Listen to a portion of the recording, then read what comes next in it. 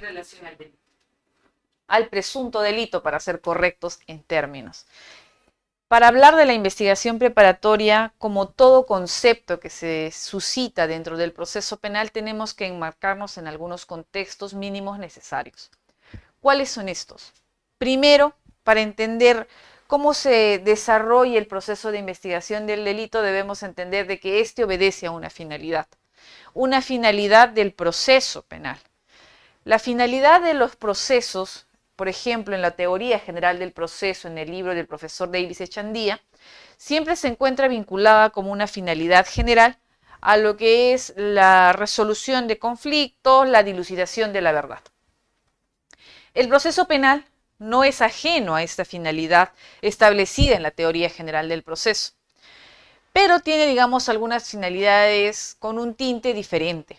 Un tinte diferente en la medida de que el proceso penal como tal investiga o procesa conductas de que se dicen, se imputan, se señalan que son de connotación delictiva. En esa medida, respecto a la finalidad del proceso penal, la discusión no está acabada. Tenemos algunos procesalistas, profesores como el profesor Arsenio Oré, que vinculándose un poco a la finalidad de la pena, le establecen al proceso penal una finalidad represiva y una finalidad restaurativa. Una finalidad represiva en la medida de que se busca sancionar el delito y una finalidad restaurativa en la medida de que se busca resarcir el daño. Esta visión de la finalidad del proceso penal está muy pegada a la finalidad de la pena, que está en relación a la sanción y al resarcimiento. Es una visión interesante del proceso penal, pero no abarca una finalidad específica. Esa finalidad específica es recogida por el profesor César San Martín, quien citando al profesor Michele Tarufo establece este principio de finalidad de la teoría general del proceso respecto a la determinación de la verdad. Pero ¿cómo en el proceso penal nos acercamos a la verdad? ¿Qué tipo de verdad? ¿Una verdad material? ¿Una verdad procesal? ¿Qué verdad? Es importante distinguir esto porque el proceso penal no siempre va a decantar en el hallazgo de la verdad material. Por supuesto que esta es la finalidad que se persigue dentro de lo que es el procesamiento de una persona respecto a la presunta comisión de un hecho delictivo, determinar si lo cometió o no, y para eso necesitamos llegar a la verdad. Pero esencialmente vamos a encontrar muchas veces una distorsión entre la verdad material y la verdad procesal. ¿Por qué? Porque la verdad, queridos colegas, no se puede obtener a cualquier costo. El proceso, como ahora una finalidad nueva, vigente, que se le pretende dotar a todos los procesos, exclusivamente uno de los más importantes, el proceso penal, que tiene una connotación bastante álgida respecto de derechos fundamentales, es que la finalidad del proceso penal es procesar a una persona en respeto de sus derechos fundamentales, cautelando todas las garantías procesales. Y aquí está el hecho de que la verdad no se puede obtener a cualquier costo. ¿Por qué la verdad no se puede obtener a cualquier costo? En su momento, cuando aún no estábamos en las formas de regulación procesal formales, la verdad se obtenía a través de tortura, se obtenía a través de mecanismos que lesionaban derechos fundamentales. Se obtenían confesiones sin asistencia de abogado. Entonces, estas formas de obtener la verdad son las que se proscriben y son las que quizás también nos van a llevar a conclusiones que no siempre sean la verdad material. ¿Cuál es un ejemplo para no hablar simplemente en abstracto? Un ejemplo claro es aquel que hemos visto ya estas generaciones, incluida la mía, del procesamiento que se dio en el caso Petroaudios. En el caso Petroaudios, todos hemos escuchado grabaciones con una connotación de un delito de corrupción de funcionarios. ¿Se acuerdan del faenón, la contratación en Petroperú, el favorecer a una empresa? Sí, todos, absolutamente todos, fuimos testigos porque escuchamos estos audios a nivel de la prensa de estos actos de corrupción. ¿Pero qué resulta, doctores? Resulta que estos audios fueron obtenidos lesionando el derecho al secreto de las comunicaciones. Esto quiere decir que esta interceptación de estas comunicaciones se realizó por un tercero, que no fue el Ministerio Público, fue un particular, quien finalmente terminó purgando una condena por ello, y que en consecuencia se habían obtenido de forma ilícita, vulnerando derechos fundamentales. ¿Y por qué? Porque la única forma de realizar una interceptación de las comunicaciones es con autorización judicial, para que un juez restringe el derecho fundamental a la reserva y secreto de las comunicaciones, para que con fines de investigación del delito podamos interceptarlas y escucharlas en tiempo real. En el caso Petroaudios esto no se suscitó. Todos hemos escuchado actos de corrupción, pero la verdad material que se estableció en el proceso no fue esta, sino fue una verdad procesal, porque el proceso, como todos lo saben, concluyó en una absolución de Rómulo León. ¿Por qué? Porque se dijo de que esta prueba había sido obtenida de forma ilícita y que en consecuencia las demás pruebas obtenidas en relación después de esta eran fruto del árbol envenenado. Entonces no quedó parada ninguna de las pruebas, ya sean los audios, ya sean los correos, las intervenciones que hizo después el Ministerio Público, no quedaron de pie. Y se determinó que Rómulo León era inocente. Esto es, que no había incurrido en ningún delito, pero todos fuimos testigos de que sí. Entonces hubo una, digamos, distorsión entre la verdad material y la verdad procesal. ¿Esto por qué? Porque la verdad no se puede obtener a cualquier precio, porque en un Estado constitucional de derecho se deben respetar todas las garantías y derechos que tenemos todos los ciudadanos. En esa medida, entender la finalidad del proceso penal resulta preponderante en la búsqueda de la verdad con el respeto de las garantías procesales. Entonces, ¿qué es lo que rige el proceso? La presunción de inocencia. ¿Qué es esto? Que una persona no será declarada responsable durante todo el proceso, si no es hasta la sentencia. Quiere decir que durante todo el proceso se presume su inocencia. Esto quiere decir de que el Ministerio Público debe realizar los actos de cargo y de descargo para poder romper este principio y que un juez determine su responsabilidad penal. Entendida esta finalidad de no obtención de la verdad a cualquier precio y que el proceso penal tiene esa finalidad, es que vamos a entender la investigación. Porque el llegar a la verdad se encamina en una concatenación de actos de investigación que nos llevan a poder conocer el hecho desde los elementos de convicción. Es así que el proceso penal tiene como una parte importante la investigación preparatoria, donde se desarrolla toda la investigación a cargo del Ministerio Público. La investigación preparatoria actualmente se divide en dos: en investigación preliminar y investigación preparatoria formalizada.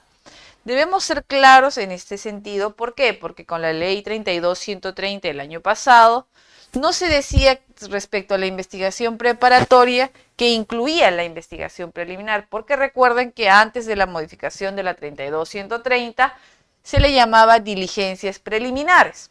Pero es a raíz de esta modificación en la que taxativamente en el artículo se señala que la investigación preparatoria tiene dos subetapas: investigación preliminar e investigación preparatoria formalizada. Entonces, cuando hablamos de investigación preparatoria, ineludiblemente estamos hablando de estas dos subetapas. Está a cargo del fiscal por mandato constitucional, que ha establecido en su artículo 158 que el Ministerio Público es el titular de la acción penal y conduce desde su inicio la investigación del delito. Y esto ha sido desarrollado por el Código Procesal Penal y se le ha encargado desde su título preliminar la conducción de la investigación. Más ratito vamos a hablar sobre esta discusión que se suscitó con la modificación de la ley 32.130 de la conducción jurídica y de la conducción operativa que realiza la policía. pero la investigación preparatoria, quede claro, está a cargo del Ministerio Público. Esta investigación se decanta en una decisión que va a pasar a etapa intermedia, sobreseimiento o acusación que tendrá un control judicial respecto de esta para finalmente llegar a la etapa estelar, le dicen algunos, del proceso penal, que es el juzgamiento. Entonces, ¿cuál es la etapa procesal de la cual vamos a hablar hoy nosotros? La investigación preparatoria. Para hablar de la verdad, para hablar de la investigación, tenemos que manejar un concepto esencial y básico, que es la sospecha. Queridos colegas, la sentencia plenaria casatoria 1/2017 cambia el paradigma respecto al conocimiento del hecho en el proceso penal. Antes de la sentencia plenaria casatoria 1/2017, lo que hablábamos en la determinación del desarrollo del conocimiento del hecho en el proceso penal era la teoría del conocimiento, que esto era la posibilidad, la probabilidad y la certeza, son las guías que nutrían al proceso penal en su desarrollo. Pero con la sentencia plenaria casatoria 1/2017 y el posterior acuerdo plenario 1/2019 sobre prisión preventiva, la sospecha se reafirma como categoría conceptual que va a acompañar al proceso penal. ¿Qué quiere decir? Quiere decir que en adelante ya no vamos a hablar de la escala del conocimiento, sino de la escala de sospecha. Entonces, entender la escala de sospecha es primordial para entender el proceso penal y sobre todo la investigación preparatoria. ¿Qué es la sospecha? ¿De dónde proviene? Cuando revisamos la sentencia plenaria casatoria 1/2017 se advierte de que se extrae concepciones o doctrina alemana respecto de este nuevo desarrollo conceptual. Y es así que se recopila el pronunciamiento del profesor Klaus Volk, donde desarrolla que la seguridad, la verdad, la certeza existen recién al final del juicio, cuando el juez arriba a un convencimiento sobre el curso del acontecimiento de los hechos. Mientras tanto, antes del juicio, todas las decisiones, todo el desarrollo del proceso antes del juicio son adoptadas y fundadas en base a la sospecha. Entonces, es por eso que la sospecha pasa a ser una categoría conceptual que va a acompañar en adelante al proceso penal y ya no vamos a hablar de posibilidad, probabilidad, certeza, sino vamos a hablar de lo que va a ser la nueva escala de sospecha que la vamos a conocer ahora. Entonces, si todo lo que se desarrolla antes del juicio oral, antes de que el juez tenga la convicción respecto de cómo sucedieron los hechos, se basa en la sospecha. ¿Qué es la sospecha? La sospecha, según la sentencia plenaria casatoria 1/2017, que introduce este concepto desde la jurisprudencia, porque dogmáticamente ya había sido introducido como categoría, la recoge y la establece como parte de nuestro procesamiento y nos dice que la sospecha es un estado de conocimiento intermedio. Es un estado de conocimiento intermedio de diferente intensidad, que esto cambia. La sospecha no es una sola, nos dice, ¿no? Puede ser de la más mínima hasta la más álgida. ¿Y cómo se sostiene? ¿Cómo es que va de menos a más? A partir de datos inculpatorios. ¿Qué son estos datos inculpatorios? Doctora, yo no he escuchado. Son los elementos de convicción. Los elementos de convicción son fuentes de información que nutren el conocimiento del hecho y nos permiten sostener si hay datos inculpatorios o no respecto del hecho que se le indica, se le imputa a una persona.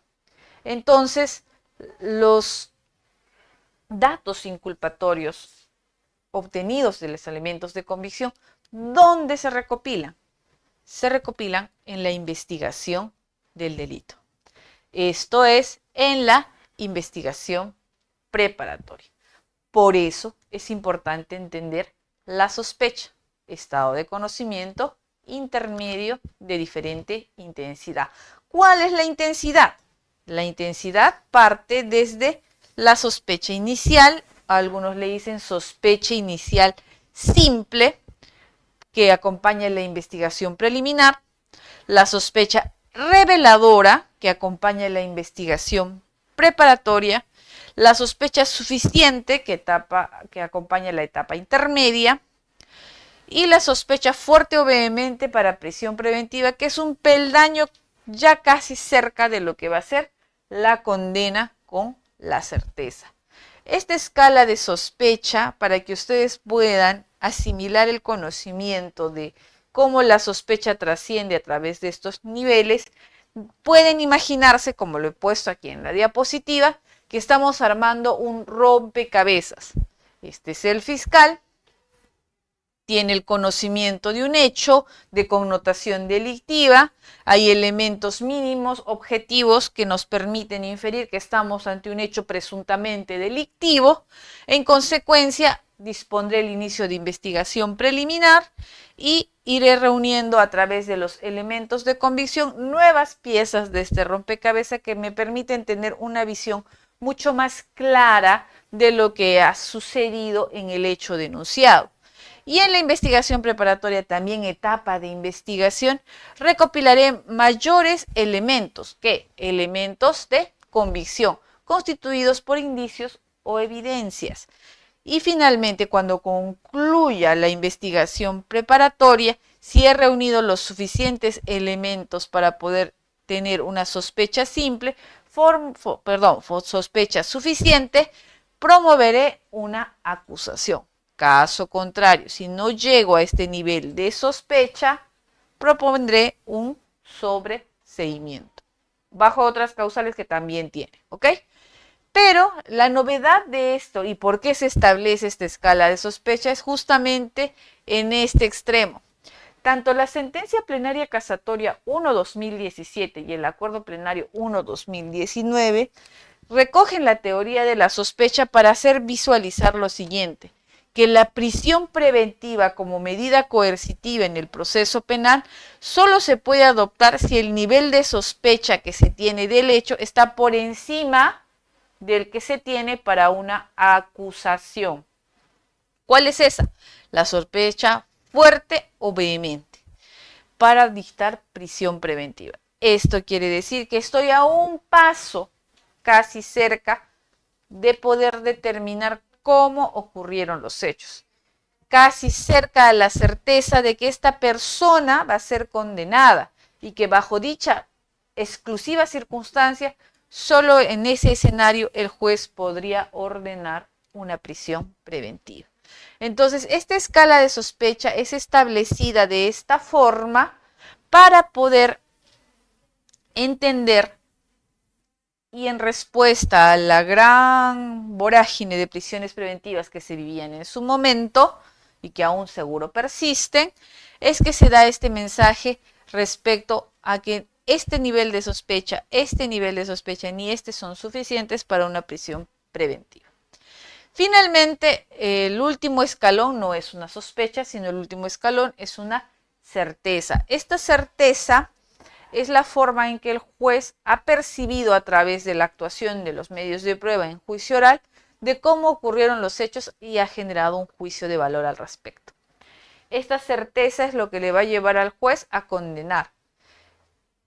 Les había dicho que la posibilidad, la probabilidad y la certeza ya habían dejado de existir como teoría que acompaña el proceso penal y habían sido sustituidos por la sospecha. Pero cierto es también, queridos colegas, que cuando se realizan definiciones de las sospechas, la Corte Suprema acude a la teoría del conocimiento, la posibilidad, la probabilidad y certeza para definirlas. Posibilidad, probabilidad y certeza. Pero son conceptos que utilizan para poder definir estas, no significa que persistan, ¿ok? Entonces, entendida esta escala de sospecha que acompaña el proceso penal, vamos a entrar a lo que es la investigación preparatoria.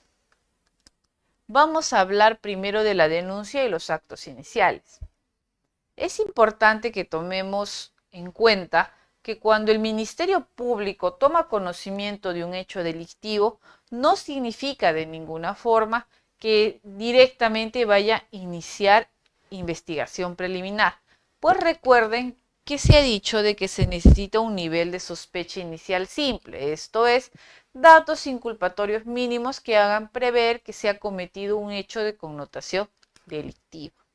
Entonces, ¿cómo y de dónde vamos a saber que estamos ante un hecho de presunta connotación delictiva? A través de la denuncia. Entonces, a través de lo que llamamos en conceptos y también en lo que es ya el litigio propio, la notitia criminis o la noticia criminal. La noticia criminal, conocida como denuncia de parte, puede ser una denuncia escrita, oral, puede también estar una denuncia verbal que fuiste a la policía y la policía hace un informe y lo pone a conocimiento del Ministerio Público.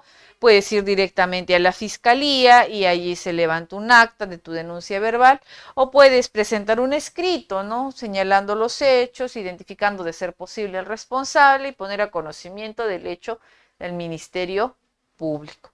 Entonces, la noticia criminal es el primer acto inicial que vamos a advertir en la investigación preliminar. Tenemos algunas consideraciones importantes, como son quiénes son obligados a denunciar. Hay un mandato de la ley respecto a los funcionarios y algunos profesionales de la salud y de la educación para que tengan la obligación de denunciar y que la omisión de denuncia pueda significar para ellos una responsabilidad penal. ¿Esto qué significa? Que todos podemos denunciar un hecho delictivo. Todos debemos denunciar un hecho de connotación delictiva, del cual hemos tomado conocimiento, salvo sea tu cónyuge en determinadas circunstancias. Pero hay personas que si no lo hacen, van a incurrir en un delito, omisión de denuncia. Ahora, ¿cómo funciona esto? Muchas veces me han dicho, doctora, pero yo soy funcionario, o sea, cualquier hecho que yo conozca, ¿estoy en la obligación de denunciar? No, el conocimiento de un hecho de connotación delictiva debe ser en el escenario de tu función. No es que leíste en la noticia, escuchaste de que habían robado algo y entonces yo soy funcionario, tengo que denunciar. Eso no se configura así. Se configura en la medida que en el ejercicio de tu servicio o función pública hayas conocido, por ejemplo, algún cohecho, alguna falsificación, algún delito que se ha advertido en el ejercicio de tus funciones. Ante tal circunstancia, estás obligado a denunciar. Y si no lo haces, puedes incurrir en omisión de denuncia, que es un delito que sanciona esta conducta. Ahora, en relación a los profesores y profesionales de la salud, queda claro, porque son profesionales que están en contacto con personas que tienen la posibilidad de ser víctimas de algún hecho de connotación delictiva. Personal de salud, por ejemplo, un aborto, lesiones, un homicidio, ¿no? Porque ellos están en contacto con personas que pueden llegar lesionadas, que pueden llegar muertas, que pueden llegar con un aborto, etcétera, etcétera. Entonces ellos están en la obligación de denunciar. Pero, por ejemplo, el educador que toma conocimiento de sus alumnos, que tiene un contacto directo y tiene conocimiento de que alguno de estos está siendo víctima de abuso sexual, de violencia y demás, está en la obligación de comunicarlo. ¿Por qué? Porque estas personas tienen una condición de acceso a personas que podrían estar en alguna condición de vulnerabilidad.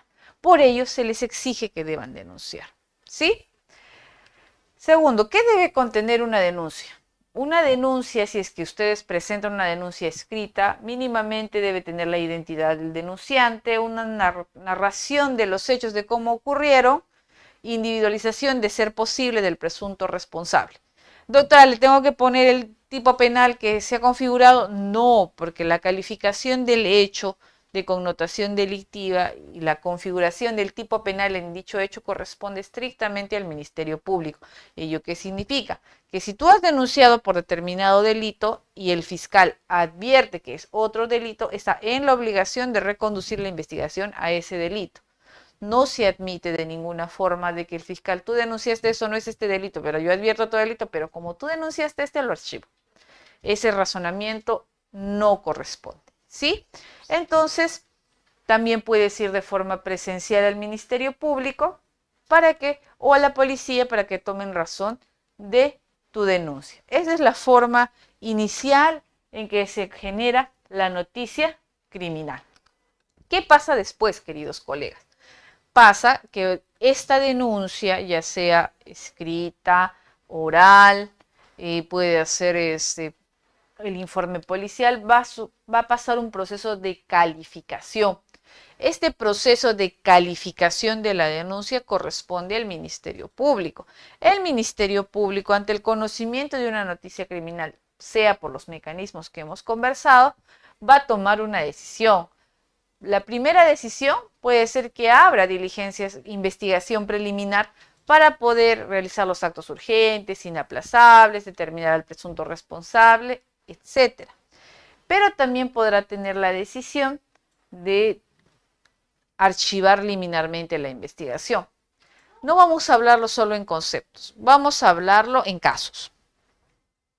Por ejemplo, el fiscal está de turno, lo acaban de llamar, hay un levantamiento de cadáver en un hotel, ¿sí? El nochero ha encontrado a una persona muerta al momento de la limpieza, ¿sí? Han llamado al Ministerio Público, está la policía levantando ahí la escena del delito, estamos en plena diligencia, ya llegué a mi despacho, tengo este hecho, ¿qué hago? Evidentemente el fallecimiento de una persona constituye una infracción posible a la vida. En consecuencia, podría estar ante un escenario de delito contra la vida. He visto un arma, he visto, por ejemplo, el médico legista dice, no, este arma no la ha podido percutir esta misma persona, no ha sido un suicidio. Entonces ya tengo un escenario, ¿sí? Un escenario donde advierto, primero tengo ahí una persona muerta, ¿sí? Es un elemento objetivo. Esta persona aparentemente no se ha suicidado, nada, es algo que tengo que determinar, debo iniciar investigación preliminar. Ahí resulta clarísimo que debe abrir una investigación preliminar. Pero, por ejemplo, me pasó alguna vez en un despacho, presentaban una denuncia escrita, manuscrita. Recuerdo que yo iba empezando en ese despacho. Y la persona denunciaba a Alan García. Y yo presté atención y dije, ok, ¿qué delito está denunciando? ¿Cuáles son los hechos? Y esta persona señalaba que Alan García se había metido a su casa en la noche y le había robado documentos. ¿Dónde vive esta persona? Vivía, por ejemplo, en Los Olivos, me acuerdo que me puso ahí en la denuncia. Cuando lo leí me pareció extraño y conversando con unas colegas, le digo, mira, esta denuncia es algo extraña.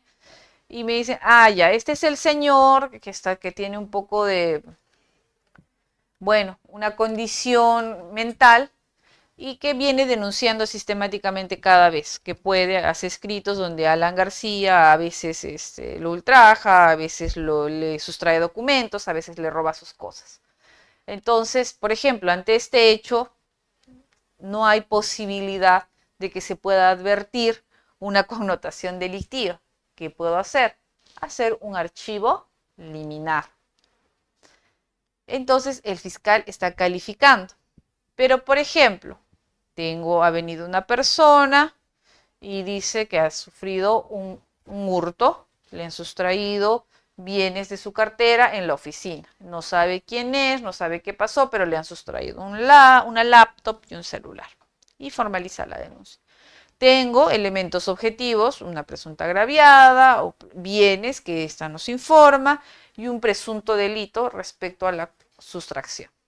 Entonces, puedo abrir investigación, pero puedo tomar la decisión de abrir investigación y que la investigación se dé en sede policial, para que la policía realice las indagaciones que yo ordeno. Toma declaraciones, pídele a la señora la acreditación, algún dato respecto a los bienes que dice que se le han sustraído, tómale su declaración. Entonces yo le ordeno al policía que realice la investigación, le encargo la investigación a través de una disposición. Ahora, en esa línea, con la ley 32.130, se había establecido la obligatoriedad de derivación de la diligencia preliminar para que todas las diligencias preliminares de investigación preliminar las realice la policía, sin excepción. Esto antes era diferente porque el Ministerio Público decidía qué denuncias te derivo y qué denuncias no te derivo. ¿Y cuál era el criterio? De acuerdo a la complejidad, ¿no? De acuerdo a la complejidad del hecho y las circunstancias de la noticia criminal, es que el Ministerio Público tomaba la decisión de que sea en sede policial o en sede fiscal. Con la 32.130 se ha establecido que de forma obligatoria todas las investigaciones deben ir a la policía. Esto actualmente es materia de cuestionamiento constitucional ante el Tribunal Constitucional porque se señala que se afecta la función de conducción de la investigación del delito que ejerce el Ministerio Público por encargo constitucional. Entonces, a fin de mediar y regular en esta situación, en el año 2024, si no me equivoco fue en noviembre o octubre fue la ley, así que debió ser noviembre, el Ministerio Público a través del Despacho de Fiscalía de la Nación emitió un reglamento para lo que es la investigación del delito, y en este establecía que respecto a la derivación de las investigaciones preliminares a la policía, excepcionalmente en algunos casos de mayor complejidad que regulan determinadas circunstancias en los cuales haya, por ejemplo, delitos complejos, puede hacer una investigación que pueda hacer que requiera un mayor esfuerzo de indagación, de especialización a través de nuestras oficinas de peritaje y demás otras características que se pusieron allí, el fiscal podía aún quedarse el caso. Esto, sin duda, ha generado una disyuntiva, en la medida de que la ley dice todas las investigaciones preliminares deben derivarse a la policía y el reglamento de la policía señala, el reglamento del Ministerio Público señala que esta facultad del fiscal todavía persiste en decidir qué investigaciones van y cuáles se quedan. En esa medida, queridos colegas, aún este escenario no está del todo zanjado. Está la ley, está el reglamento, está la demanda de inconstitucionalidad. En esta medida, me parece que si no es en muchos de los distritos fiscales, están derivando a la policía para investigación preliminar, lo que no significa que se haya renunciado a la conducción de la investigación. Por el contrario, fuera del discurso que se ha tratado de vender de que el Ministerio Público ya no controla la investigación y que el policía puede hacer una investigación de delito sin el Ministerio Público, ello no es así.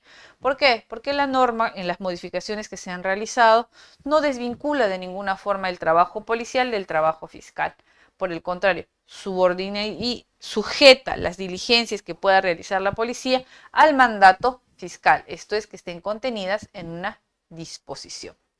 Pero, ¿qué puede ser otro escenario? Otro escenario puede ser de que te llama la policía, tú eres fiscal de una unidad de flagrancia, y te llama la policía de que está llevando al detenido porque han detenido a alguien en flagrancia. Ante ese escenario tú tienes un camino. Si es un delito en flagrancia, o cuasi flagrancia o delito, puedes incoar el proceso inmediato en tu unidad de flagrancia, se va a hacer un control de legalidad de la detención y se procederá con el procesamiento inmediato de esta persona en el nuevo formato del sistema especializado de las unidades de flagrancia. Pero también puede ser de que la policía te llamó, tu detenido, y el detenido lo tenían ahí en la unidad de flagrancia y se escapó. Entonces, si se escapó, tienes ahí un hecho de connotación delictiva, abrirás sus diligencias preliminares y solicitarás al juez una detención preliminar. Entonces, tienes también ese camino. O puede ser también de que te presenten una denuncia con todos los insumos que vamos a ver que se necesitan evaluar para una investigación preliminar y decidas ya ni siquiera formalizar investigación preparatoria, sino irte en acusación directa. Todo depende de cómo esté la noticia criminal y si reúne o no los elementos mínimos para que puedas pasar de frente a una formalización o pasar a una acusación en el supuesto que esté tan consistente la denuncia. O también puede ir a un archivo liminar. Ahora, les hablaba a ustedes que desde el año pasado hay una discusión. La discusión radica en quién conduce la investigación. La discusión radica también en si hay actos previos los realiza la policía, y es que antes estábamos en la visión de diligencias preliminares. El nomen diligencias era un poco flexible en la medida que podía entrar dentro de este nomen de diligencias algunas actuaciones policiales que no necesariamente eran ordenadas por el fiscal, sino eran obtenidas en la actuación inmediata de la policía o en la conducción, diligencias urgentes, no pesquisas, etc. Pero con la introducción del concepto ya como investigación, se ha señalado, lo dijo el profesor César San Martín en una conferencia en la UETI Penal, que esto ya cambiaría el paradigma y esencialmente la investigación ya tiene una connotación formal y evidentemente requiere siempre la orden del fiscal. Pero en este escenario, queridos colegas, a veces se daba que la denuncia no reunía los elementos mínimos para poder realizar una calificación. Y en ese escenario se realizaban los previos. ¿Qué son los actos previos? Los actos previos es una categoría conceptual que se introdujo en la Instrucción General 1/2018, o sea, hace un montón de años, en el que se señalaba de que el Ministerio Público, antes de iniciar investigación preliminar, podría realizar algunas diligencias, no diligencias, recopilación de información mínima para poder calificar adecuadamente la denuncia. No obstante, esta viabilidad de este proceso previo fue un poco distorsionado en el tiempo y realmente en los previos se realizaban diligencias policiales y fiscales. No es hasta el caso del señor Pedro Castillo en el que éste cuestiona la existencia de estos previos. ¿Por qué? Porque en los previos no hay una notificación al imputado, al investigado. Entonces decía que se vulneraba derechos. Y entonces la Corte Suprema la Corte Suprema estableció en su momento que las actuaciones previas solo podían constituir actos mínimos de ordenación. Estos actos mínimos de ordenación no podían constituir de ninguna forma diligencias. Solo podría ser recopilación mínima de información preconstituida. Esto es algún documento que se necesita para poder calificar la denuncia. Zanja el tema, ya se elimina toda forma de diligencia en actuación previa para poder garantizar que dentro de la investigación, en respeto al derecho de defensa, se realicen todas las actuaciones de investigación que el caso amerita. ¿Sí? Entonces, no solo se dio esa discusión reciente en el caso del señor Pedro Castillo, sino también se suscitó a nivel de la implementación del código. Cuando el código se implementa, en el 2006 Guaura y después los distintos distritos fiscales, se sucedió también una distorsión. La investigación preliminar, en ese entonces llamada diligencias preliminares, solo tenía un plazo único de 20 días. Y había un número ahí, parte del artículo decía, o el plazo que establezca el fiscal según las circunstancias, o sea, otro plazo distinto al de 20 días. Pero ¿qué sucedía? Sucedía que había una noticia en sede policial y el fiscal ordenaba realizar algunas actuaciones a la policía y después de que estas las hacía, recién habría investigación preliminar. Y entonces esto motivó que en su momento se cuestione vía tutela, vía control de plazo, y se señale de que, esto de acá, ya, y que se señale que se estaba vulnerando el plazo de la investigación. Y esto motivó una casación, la casación Puno de mi tierra del 26 de abril del 2011, en el que se estableció de que el cómputo del plazo de diligencias preliminares desde que el fiscal toma conocimiento, no desde que emite la disposición de inicio de diligencias preliminares, que en este caso se había suscitado prácticamente un mes después. Entonces se habían realizado diligencias, se vivió una suerte de no plazo.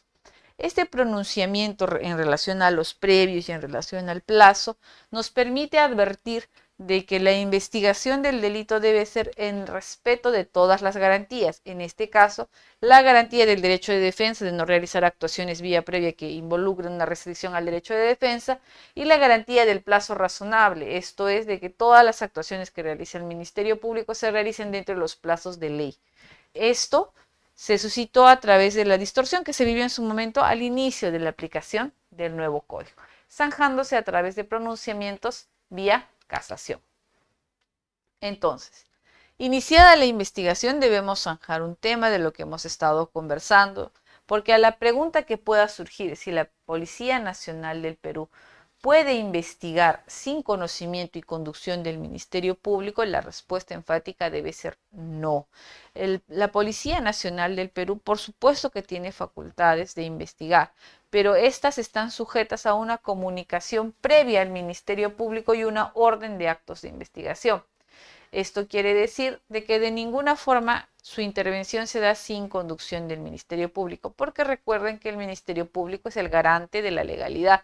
Y finalmente, si es que el policía comete alguna vulneración a algún derecho, será el fiscal el que acuda a la audiencia de tutela de derechos para responder en relación a esta vulneración, porque el Ministerio Público supervigila los actos de la policía.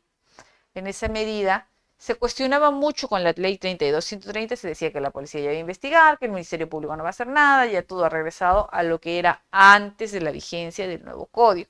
Pero eso, queridos colegas, no es cierto, pues si interpretamos adecuadamente y sistemáticamente los artículos que ha introducido la propia 32.130 en el artículo 4, numeral 2 y 3 del título preliminar, el artículo 60, numeral 2, el 61, y el 65 en los que les he puesto ahí, van a advertir de que el propio legislador ha establecido plazos, ha establecido de que la policía interviene con conocimiento del Ministerio Público, que sí han distinguido entre una conducción operativa, una conducción jurídica, que la vamos a ver más adelante, pero que debemos advertir que si hacemos un análisis sistemático, coherente con la propia ley 32.130, no resulta posible afirmar que la policía puede investigar sin el Ministerio Público. Ahora, para nosotros enfrentar una investigación preliminar debemos tener claro cuál es el contenido y alcances de la investigación preliminar. ¿Qué es lo que yo puedo hacer en una investigación preliminar? Y esto es importante. ¿Por qué? No solo parte por quién conduce, sino también parte por la finalidad que tiene la investigación preliminar y que en su momento generó una contienda judicial respecto a esto. Vamos por partes. Primero, el artículo 330, que no ha sido cambiado en relación a su nombre, pese a que otro artículo dice que la investigación preparatoria tiene investigación preliminar y investigación preparatoria formalizada. El 330 aún se llama diligencias preliminares, como antiguamente se le denominaba, y ha establecido en su artículo 1 que las diligencias preliminares, el fiscal puede, bajo su dirección, requerir la intervención de la policía, bajo su dirección, o realizar por sí mismo diligencias preliminares de investigación para determinar si debe formalizar investigación preparatoria. Importante, bajo su dirección, decide a la policía, con una finalidad, determinar si vas a formalizar o no. Ese era el texto antiguo. ¿Qué dice ahora este texto? La investigación preliminar está a cargo de la policía, con la conducción jurídica del fiscal. Y se olvidaron poner que es para determinar si se debe formalizar o no investigación preparatoria. Entonces, en el intento de quitar la facultad de investigación preliminar del delito y combinar al Ministerio Público que todo derive a la policía, se ha reducido una comprensión necesaria de lo que eran las diligencias preliminares o investigación preliminar respecto a que ésta se suscita para determinar si se debe formalizar la investigación preparatoria. Listo. En el artículo 330, que es la referencia normativa que nos lleva a poder entender qué se hace en la investigación preliminar, anteriormente decía que las diligencias preliminares tienen por finalidad inmediata realizar actos urgentes inaplazables destinados a determinar si han ocurrido o no los hechos objeto de conocimiento. ¿Qué dice ahora? Ahora dice que sí, en efecto, tenemos una finalidad inmediata, pero tenemos otra finalidad más, una finalidad mediata. ¿Y cuál es esta finalidad mediata? Está relacionada a la tarea que se le encomienda a la policía, que es investigar los hechos identificados ubicando y capturando o citando a los presuntos autores y demás partícipes de los hechos delictivos. Entonces le encarga esta función mediata a la policía y una vez que haya cumplido según este artículo, debe ponerlo a disposición del fiscal cuando lo haya capturado y demás. Sin duda, la única autoridad que tiene capacidad de detención en flagrancia es la policía. El Ministerio Público no detiene, sino la policía. Y finalmente, una detención judicial solo la puede ordenar el juez. Esto es ya en base a una orden judicial. Pero en este caso, en la investigación preliminar, le encargaron a la policía esta finalidad mediata. Cumplida esta, debe correrla al Ministerio Público. Debe poner a disposición del detenido a la Fiscalía. Entonces, se establece un escenario distinto de la finalidad de las diligencias preliminares o investigación preliminar. Una finalidad inmediata y una finalidad mediata, encargada a la policía. A ver. Ya. Entonces, otro artículo que debemos echar ojo para entender la finalidad de las diligencias preliminares es el 334 de calificación que ya habíamos revisado del momento en que el fiscal realiza una evaluación de la denuncia. Entonces, en este 3341 nos dice que si el fiscal, al momento de calificar la denuncia o después de haber realizado diligencias preliminares, considera que el hecho denunciado no constituye delito, no es justiciable penalmente o se presentan causas de extinción, entonces declarará que no procede. Este es el conocido archivo. Puede ser liminar al calificar la denuncia o puede ser posterior de las diligencias preliminares.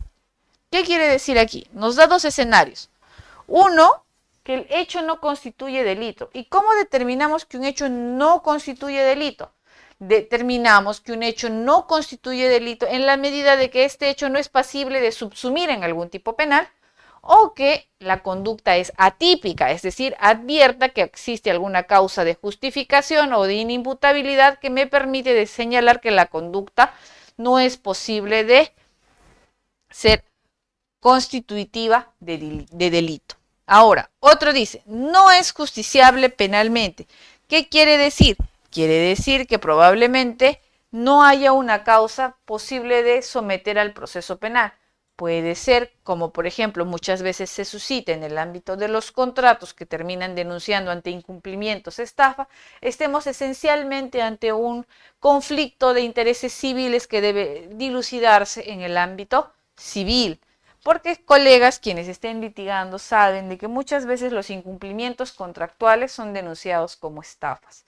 Entonces, a veces esta confusión necesita una acuiciosa revisión para que se pueda decantar por la no justiciabilidad vía penal.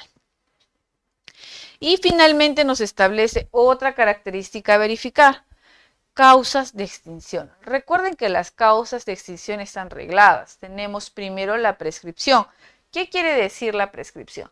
La prescripción quiere decir de que la acción penal para poder perseguir y sancionar este delito se ha extinguido, se ha prescrito. Eso quiere decir que ha pasado el tiempo, bastante tiempo, y la inacción fiscal o judicial respecto de este hecho ya ha configurado por el paso del tiempo su no persecutibilidad ya porque está prescrito. Y también puede ser causa de extinción de que advierto de mis diligencias preliminares de que el presunto responsable está muerto. Entonces recuerden ustedes de que la responsabilidad penal es personalísima. En esa medida yo no puedo procesar a un muerto, porque yo no voy a llevar al cadáver al establecimiento penitenciario, ¿no? Entonces simplemente ante el fallecimiento del imputado se ha extinguido la acción penal. Otra causa de extinción de la acción penal es la amnistía o el indulto. La amnistía, perdón. La amnistía es una ley que se emite ¿para qué?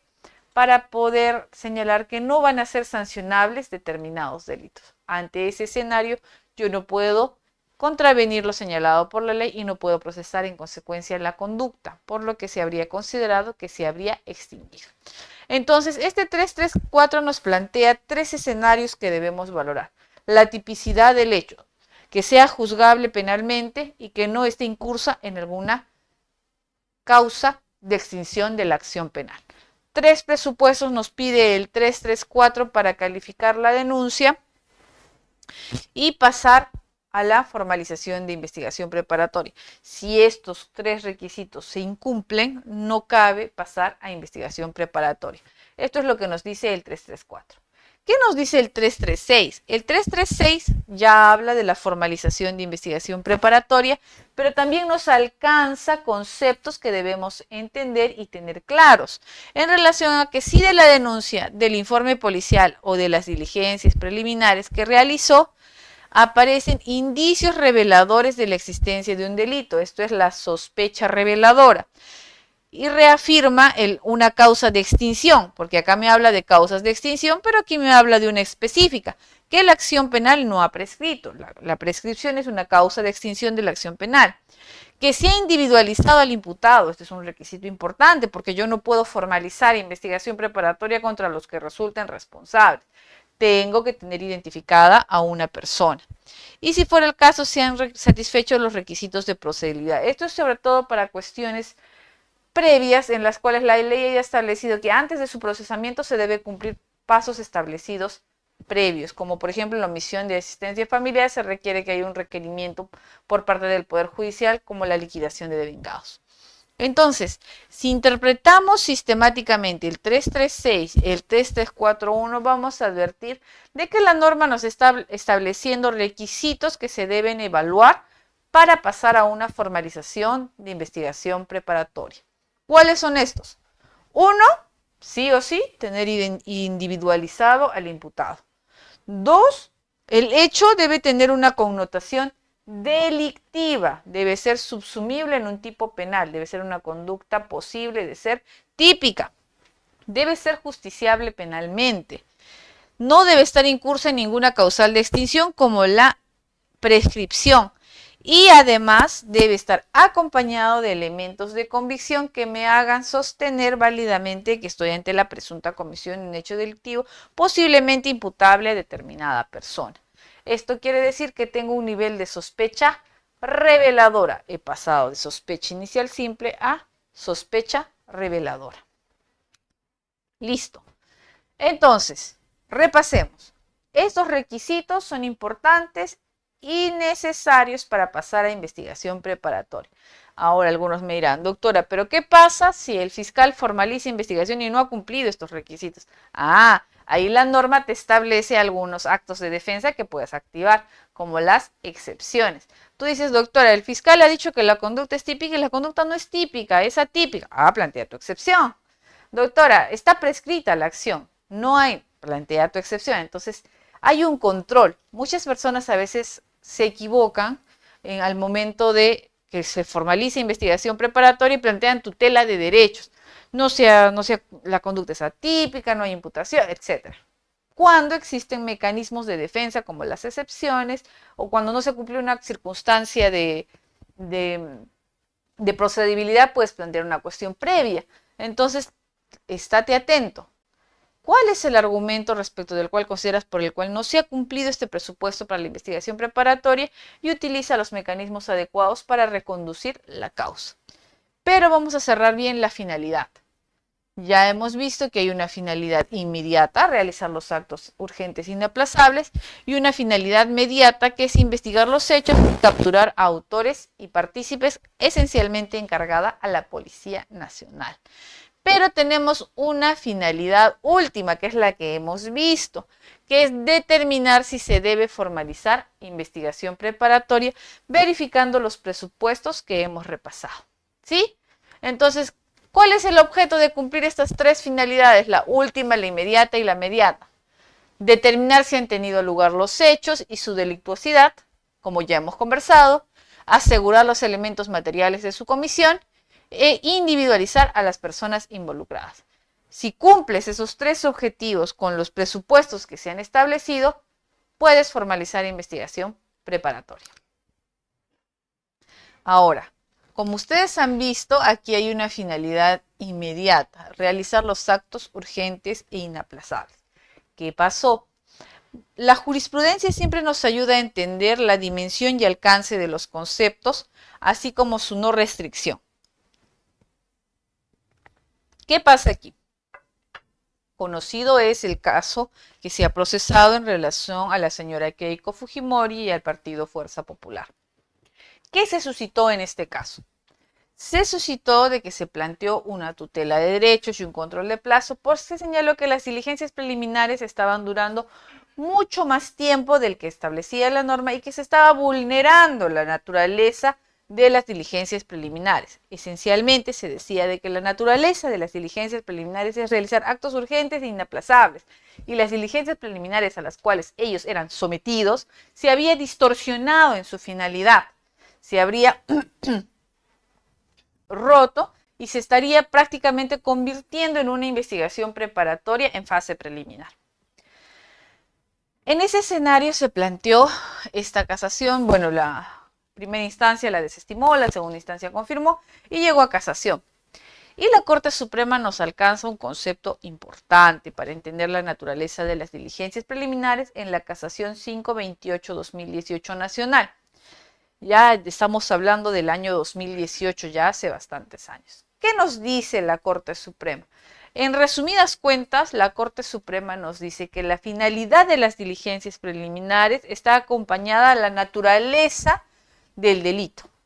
¿Qué quiere decir? Que no podemos exigir que la naturaleza de urgente e inaplazable de un delito complejo limite su tiempo, su capacidad de acción. Porque existen delitos que por su naturaleza comisiva, su forma, digamos, compleja de ejecución, requiere un mayor despliegue de actos que trascienden los urgentes e inaplazables.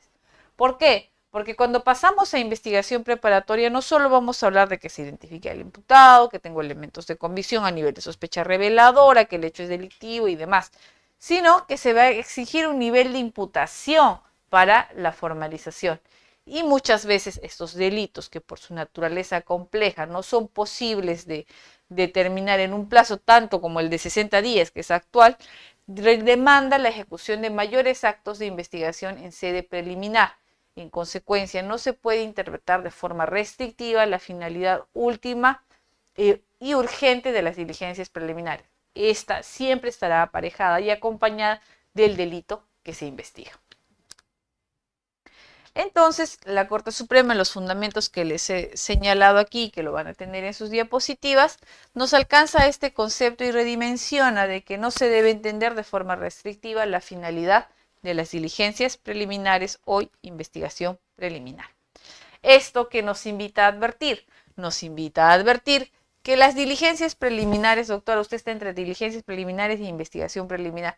Es que sí, colegas, como quiera que el código lo ha rebautizado como investigación preliminar, pero en las regulaciones específicas aún mantiene la condición de diligencias preliminares, podemos utilizar ambos conceptos. Justo sería de que la modificación acarree la corrección completa de todas las referencias a la diligencia preliminar como investigación preliminar, pero propiamente podemos utilizar ambos conceptos pese a la delimitación normativa. Propiamente ya cabría que cada uno diga investigación preliminar, pero todavía, por ejemplo, cuando hablamos de tipos de diligencias preliminares, aún se mantiene como diligencia en la norma. ¿Cuáles son los tipos, doctora? Es que hay un artículo que diga que hay tipos de investigación. No, es una interpretación que se realiza. Y esta interpretación se suscita al señalar que tenemos investigaciones simples y comunes. ¿Cuáles son estas? Estas son las que no requieren, digamos, mayor complejidad en la investigación del delito y se deben ejecutar en un plazo de 60 días, ampliables por 60 más. Entonces, están limitadas en el tiempo porque su investigación no requiere mayor complejidad. Pero si tengo un nivel de complejidad que no solo se suscita en torno a los actos de investigación que demanda el hecho delictivo, sino también puede ser a la cantidad, puede ser a la cualidad y también se apareja a la cantidad de hechos investigados y a la cantidad de personas investigadas. Si cumplimos estos presupuestos, la investigación va a ser compleja y tiene el carácter de 8 meses. Y tenemos finalmente una regulación que entra con la 30.077 en un nuevo escenario de investigación del delito respecto al crimen organizado. Esta forma de ejecución de delitos desarrollada en el marco de una organización criminal son investigaciones conocidas como crimen organizado o hipercomplejas. Entonces, lo que nos permite advertir que estos plazos regulados para la investigación nos permite discriminar en tipos de diligencias, simples o comunes, complejas y de criminalidad organizada. ¿Cuál es el plazo?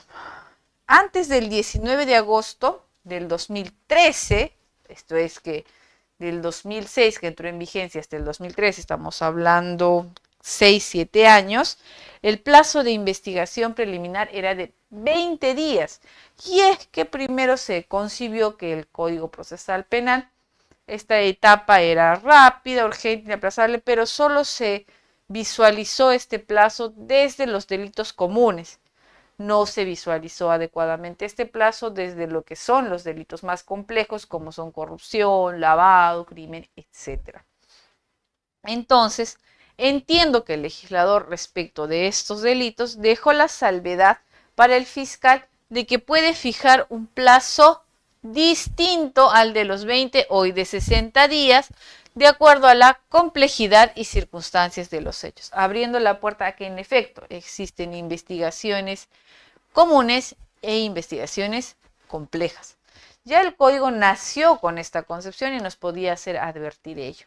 Pero ¿qué pasó, queridos colegas? A veces un número apertus como esto genera distorsión en la ejecución de esta potestad.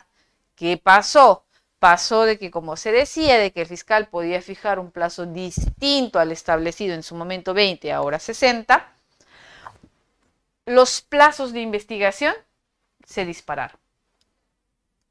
Tal es así de que, aparte de la casación puno, de que había una suerte de no plazo, de una investigación preliminar, como le decían algunos, también se suscitó de que había investigaciones que estaban durando demasiado tiempo.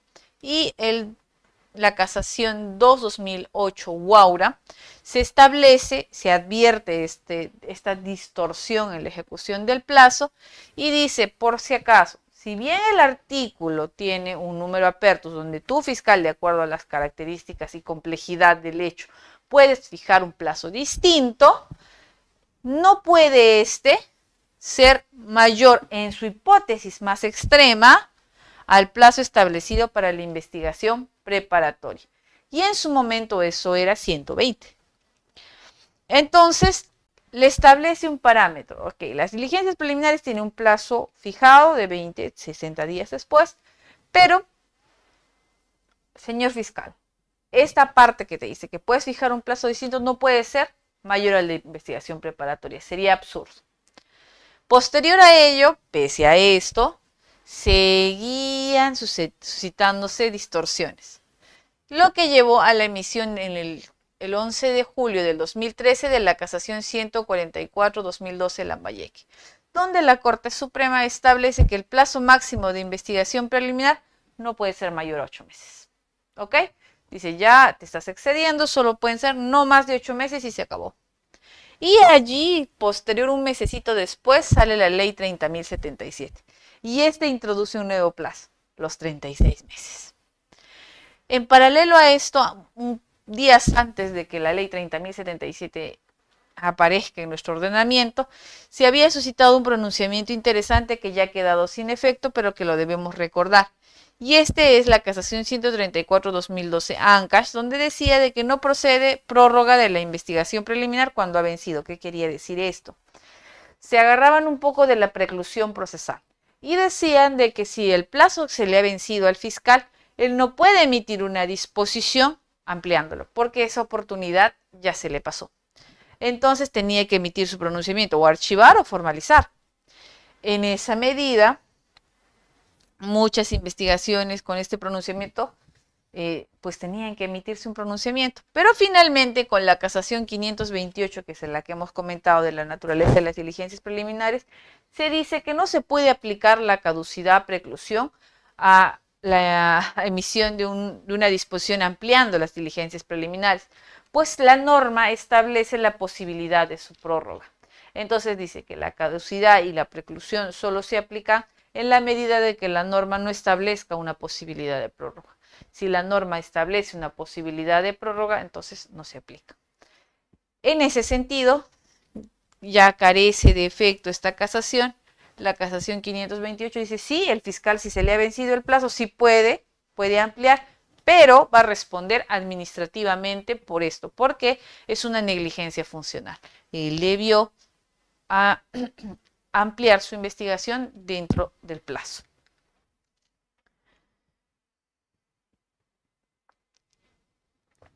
Entonces, ¿qué tenemos ahora, queridos colegas?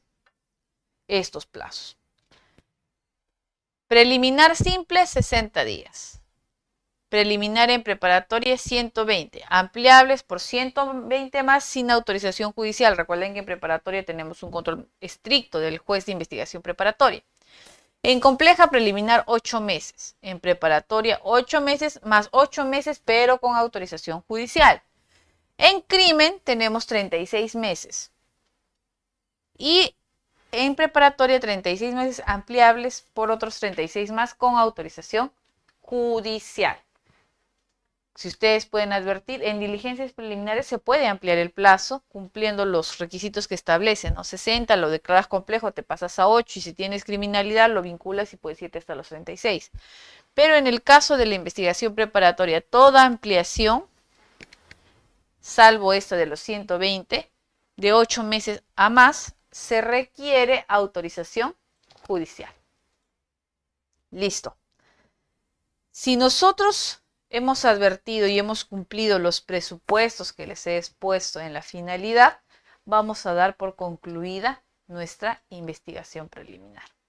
¿Se emite una disposición de conclusión de investigación preliminar? No, colegas. No se emite una conclusión de investigación preliminar como sí se hace en la investigación preparatoria. ¿Qué se hace? Se emite una decisión. Puedes formalizar investigación preparatoria o puedes archivar. ¿Qué pasa si archivas? Si archivas, se va a activar un mecanismo de garantía de revisión de la decisión. De que la decisión, ya que en investigación preliminar la decisión de archivo no está sometida a control judicial, se activa un mecanismo de revisión que es de la instancia inmediata superior del fiscal provincial. Esto es el fiscal superior. ¿Qué va a pasar aquí? Que dentro de un plazo después de notificado de 5 días hábiles, tú podrás como denunciante o agraviado formular un requerimiento de elevación de actuados.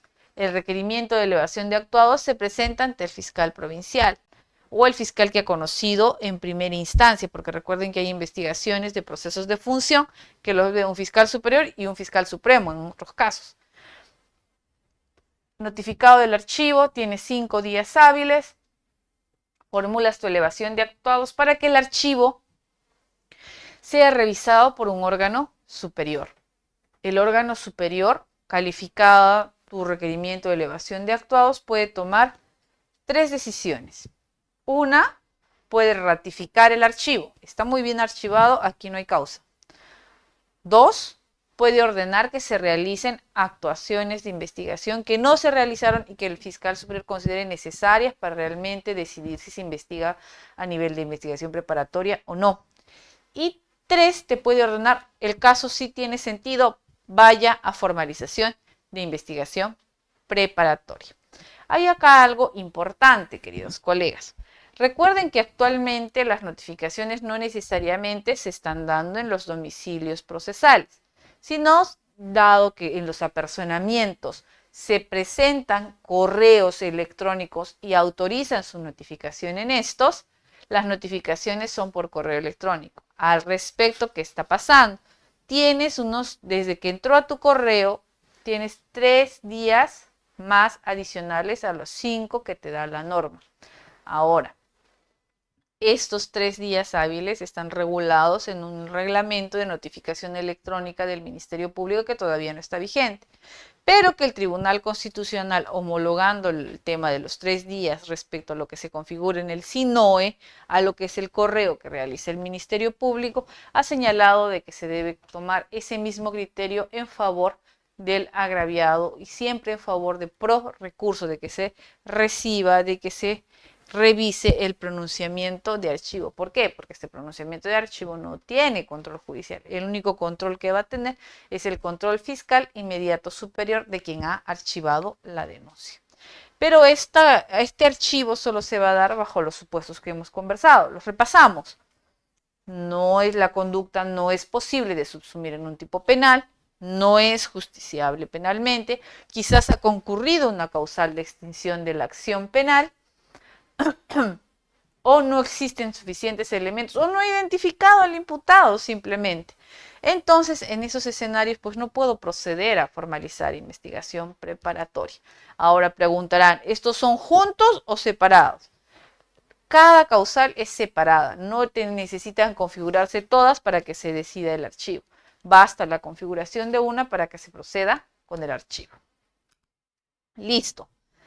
Pero ese es el escenario adverso del archivo. ¿Qué pasa si estoy ante un escenario donde sí tengo identificado al imputado, tengo elementos de convicción que me sostienen una sindicación a nivel de sospecha revelador, no existe ninguna causa de extinción de la acción penal ni de causa de cuestión previa que deba limitar mi proceder? Entonces formalizo investigación preparatoria. La investigación preparatoria ya tiene un mayor nivel de desarrollo. ¿Por qué? Porque se entiende que en esta etapa yo ya tengo identificado al presunto responsable y respecto de su presunta comisión de un hecho delictivo, le he sindicado, le he imputado hechos. A partir de este momento, este deja de ser investigado o denunciado para pasar a ser imputado o investigado. ¿Sí? O sea, cambia el término porque a esta persona ya se le está imputando la presunta comisión de un hecho delictivo. Se dice que esta es la primera fase del proceso penal ordinario. ¿Qué quiere decir con esto? Que había una discusión, y aún no es un tema zanjado, de que el proceso penal como tal no inicia desde las diligencias preliminares, porque son diligencias. Inicia desde la investigación es desde la preparatoria. Entonces, desde este momento inicia el proceso penal. Y esto limitaba que se apliquen algunas restricciones a derechos fundamentales en actos de investigación o de restricción de medidas de sujeción.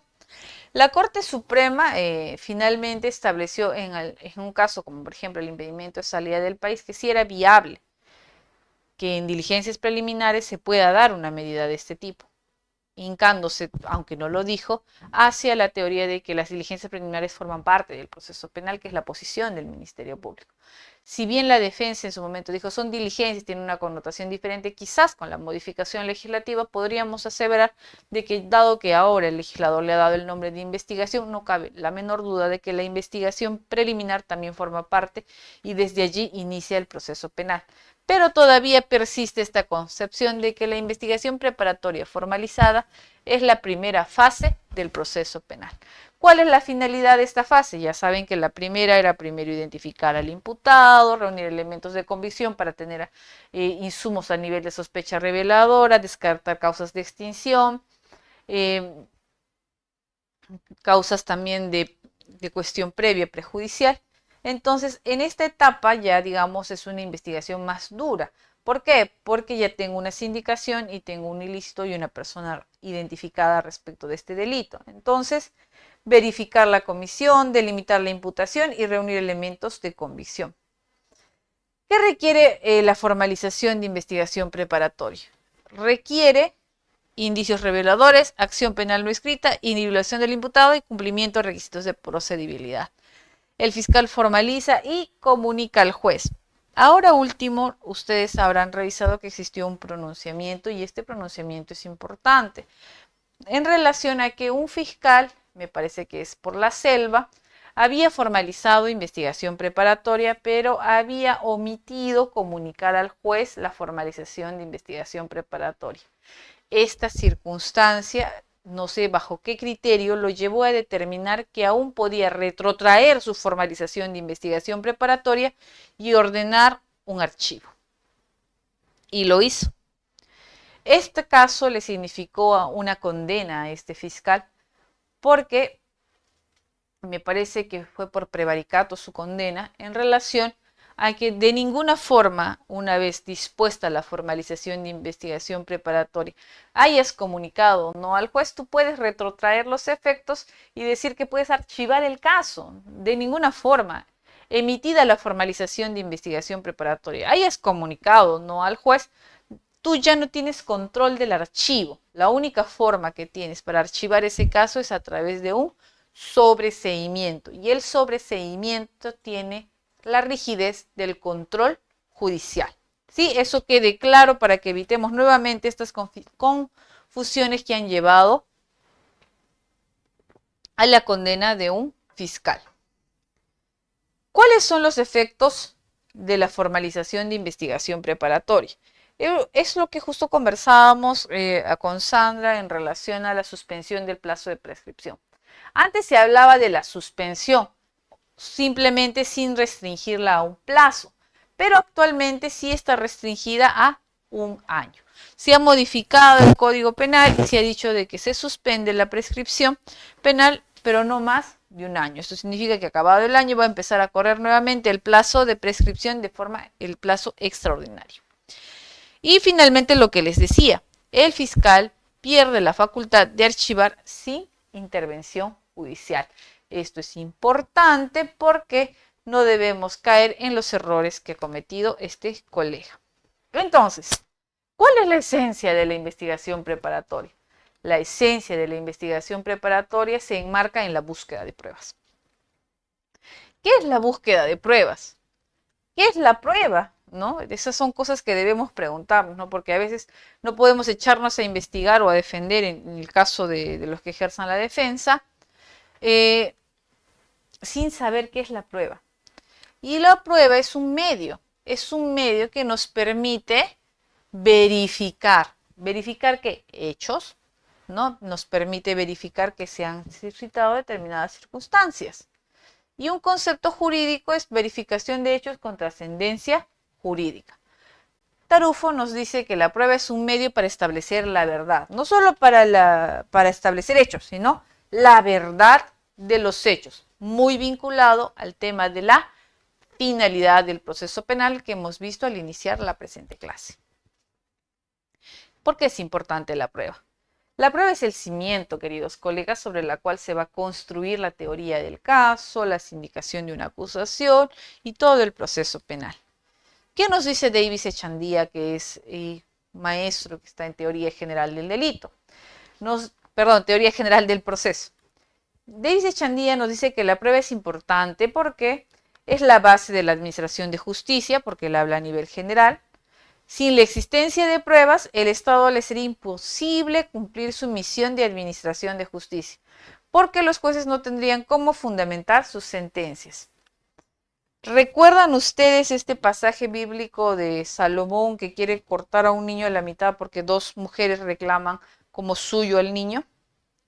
Bien, en este caso, una decía es mi hijo y la otra es mi hijo y lloraba. Entonces no había, digamos, un escenario probatorio ahí donde algún testigo no es hijo de ella, no, yo tengo algún insumo, ¿no? Que le permita a él administrar justicia en ese momento. Entonces él decide por una práctica que todos conocemos, que es que corten al niño por la mitad. Y es la mujer que dice no lo corten, entréguenselo, cautelando el bienestar del niño, quien termina quedándose con la acreditación de que es la madre, porque preponderó el interés del pequeño por sobre la otra que no le importó que cortaran al niño. Entonces, en ese ejemplo así tan simple, bíblico, que tenemos nosotros, podemos advertir de que en efecto, para administrar justicia requieres una prueba.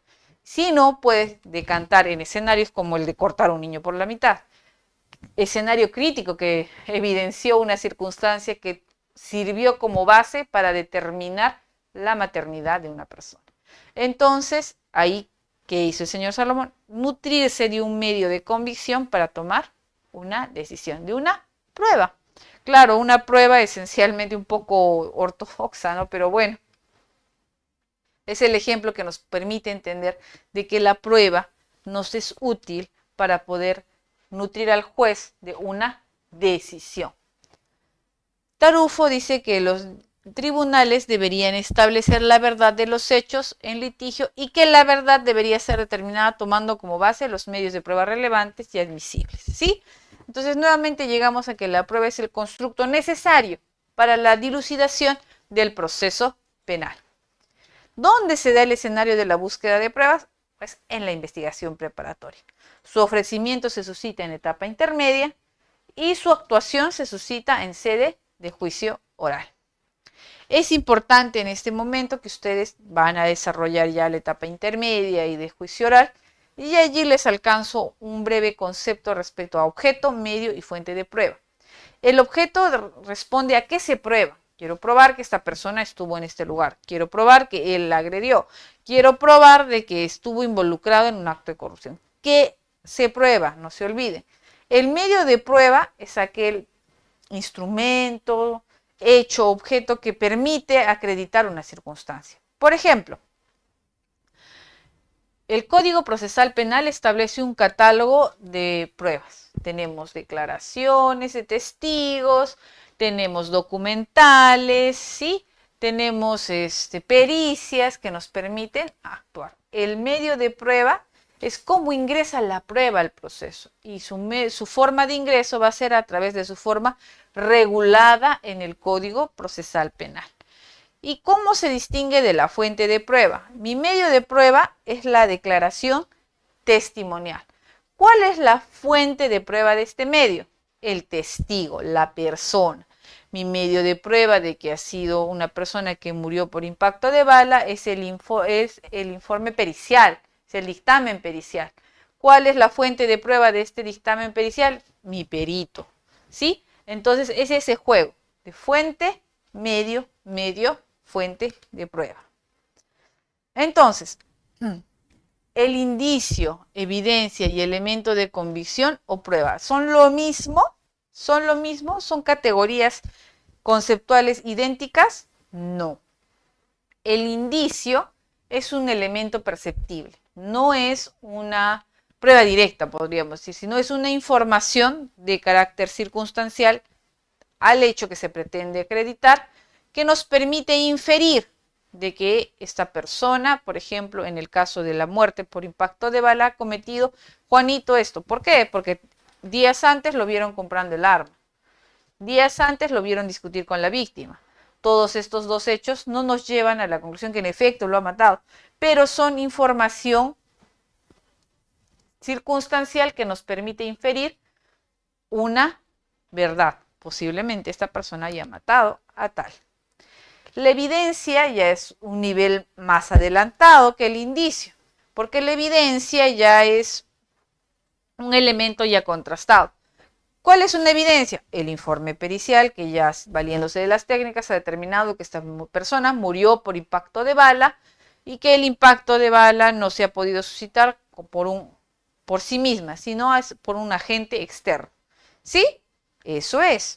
Otra evidencia podría ser el arma en la escena. Estoy en la escena del crimen y advierto que ahí está el arma. Es una evidencia física, ¿sí? Y la prueba, siempre hay una discusión. Por ejemplo, el otro día leía a un colega bastante conocido en redes que decía que no existe el elemento de convicción. Lo único que existe en el proceso son pruebas. Y otros dicen, no señor, toda la investigación, toda la etapa intermedia y demás se enmarca en el desarrollo de elementos de convicción. La prueba solo va a ser en juicio oral, cuando se actúe ante el juez y se someta a un contradictorio. Solo ahí y bajo esas condiciones ya podemos hablar de que el elemento de convicción se convirtió en prueba.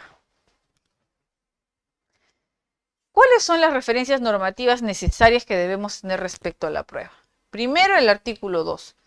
Que establece el principio de presunción de inocencia, ¿no? Y en la parte final, respecto de que toda persona imputada en la comisión de un hecho delictivo se le presume inocente, nos dice de que solo una sentencia firme determinará su responsabilidad. Y para que esta sentencia determine su responsabilidad, se requiere suficiente actividad probatoria de cargo obtenida y actuada con las garantías procesales. Nos establece dos circunstancias. Una sentencia condenatoria solo puede ser cuando hay suficiencia de actividad probatoria. Y esta actividad probatoria haya respetado todas las garantías procesales. Esto es, que no hayan vulnerado derechos fundamentales. ¿Dónde más tenemos? En el artículo 6, en el artículo 8. Prácticamente, ¿qué nos dice? Nos dice que si quieres restringir un derecho para obtener una prueba, necesitas autorización judicial. Esto es, cuando se investiga un delito, queridos colegas, hay un amplio catálogo de actos de investigación que se pueden realizar. Y algunos de estos actos de investigación involucran la lesión de derechos fundamentales. Un levantamiento del secreto bancario, el derecho al secreto bancario. Un levantamiento del secreto de las comunicaciones, el derecho al secreto de las comunicaciones. Un levantamiento de la reserva tributaria, el derecho a la reserva tributaria. Sí, entonces, queridos colegas, hay actos de investigación completamente lesivos de derechos fundamentales que solo pueden actuarse cumpliendo el procedimiento legalmente establecido, esto es, con autorización judicial. ¿Y por qué es importante esto? Porque si tú no cumples con el procedimiento establecido por ley para obtener un elemento de convicción que restringe un derecho fundamental, esta prueba no podrá hacerse valer para poder sentenciar a esta persona. ¿Recuerdan el caso Petroaudio que conversamos al inicio? En ese caso, por ejemplo, se vulneraron derechos fundamentales, ninguna autoridad competente fue quien obtuvo, no hubo una autorización judicial, en consecuencia se terminó sancionando la obtención de estas pruebas con la prueba directa y el fruto del árbol envenenado, en que no había prueba y se determinó de que esta persona no era responsable penalmente. Y finalmente, en relación a las referencias normativas, en el artículo 9 nos habla de que el derecho de contradicción. El imputado tiene derecho a contradecir las pruebas. ¿Quién es el encargado de la búsqueda de pruebas? El encargado de la búsqueda de pruebas es el Ministerio Público y puede ejecutar esta función a través de la Policía Nacional. El Ministerio Público, como director de la investigación, se apoya en el trabajo de la policía. Es un trabajo conjunto de pares en el cual nosotros podemos pedirle apoyo para realizar determinadas diligencias que por su especialidad y su técnica se necesitan, y la policía nos brinda este apoyo. Ahora, nota importante, ¿el imputado y el agraviado pueden solicitar actos de investigación? ¿O solo el Ministerio Público, como quien tiene el monopolio de la dirección de la investigación, es el único que ordena actos de investigación? El imputado y el agraviado sí pueden solicitar actos de investigación. Y el fiscal deberá realizar un control de estos pedidos. No significa que ante cualquier pedido yo le doy por aceptado, sino se suscita de que el fiscal tiene facultad de control. Esto es verificar su conducencia, pertinencia y utilidad. Para esto te va a pedir que fundamentes cuál es la pertinencia, conducencia y utilidad de los actos de investigación. Y puede rechazarte. Ante el rechazo, tú ya no hay vuelta que dar, no se va a poder hacer este acto de investigación. No, colega. Tú tienes la oportunidad de contradecir judicialmente y hacer control judicial de actos de investigación. ¿Esto qué quiere decir? Que acudes ante el juez a señalarle que se ha rechazado tus actos de investigación y que estos son pertinentes y útiles y que los evalúe. Y esto permitirá que el juez realice un control en efecto de si tus actos de investigación son útiles, conducentes y pertinentes, le conviene al fiscal a realizar estos actos de investigación. Hay un control judicial. ¿Por qué es importante esto? Esto es importante porque muchas veces se confunde y en vez de plantear un control judicial de actos de investigación, plantean una tutela de derechos. Vamos a discriminar claramente la tutela de derechos. La tutela de derechos es una acción procesal que está establecida para resguardar los derechos fundamentales que puedan ser vulnerados, restringidos, violados en el marco del proceso penal y se activa como un mecanismo de protección ante el juez de garantías. Pero la tutela de derechos tiene un rol residual, solo interviene en la medida en que el proceso penal no haya establecido una forma específica de revisión y de control de este derecho presuntamente restringido. ¿Eso qué quiere decir? Si la norma te está estableciendo que puedes hacer control judicial de actos de investigación, no resulta atendible que acudas a tutela porque la norma procesal te ha establecido un mecanismo para ello. Sí, esto es importante porque a veces la tutela de derechos es mal comprendida y siempre que ustedes quieran plantear ante una lesión deben verificar que no exista la vía procesal para su revisión ante el juez de garantías. Si no existe, recurre a la tutela de derechos. Bien, entonces, creo que estoy a tiempo justo para las preguntas. La conclusión de la investigación preparatoria. En este caso, sí se emite una disposición de conclusión de la investigación preparatoria. No es como la preliminar que no se emite una disposición. ¿Y esto por qué? Porque al emitirse la conclusión de la investigación preparatoria, yo tengo un plazo como Ministerio Público para sobreseer o para acusar. Algunos dirán, doctora, si no cumplen los 15 días ya se entiende sobreseído. No, doctor. Nuevamente entramos a que si bien este no es un plazo que se pueda prorrogar, no es un plazo de que pueda traer como consecuencia la no presentación de una acusación o el sobreseimiento inmediato, sino simplemente el incumplimiento del plazo va a traer consecuencias de índole administrativo que no afectan al proceso, pues el fiscal podrá seguir pronunciándose como acusación o sobreseimiento, pero se corre el riesgo de su responsabilidad funcional. Esto es muy importante.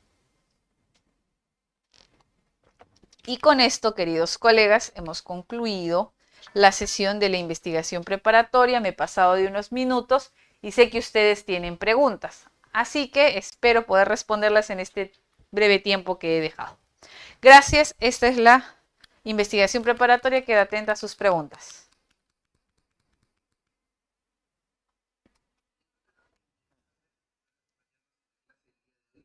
Sí, hay un par de preguntas que nos dicen, doctora, respecto a la grabación de una conversación telefónica por uno de los interlocutores, ¿sería prueba prohibida?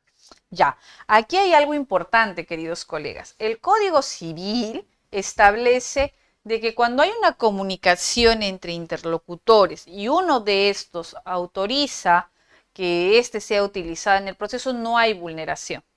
¿Cuándo es la vulneración al derecho y reserva y secreto de las comunicaciones? Cuando los dos interlocutores desconocen de su interceptación y están siendo oídos por terceros.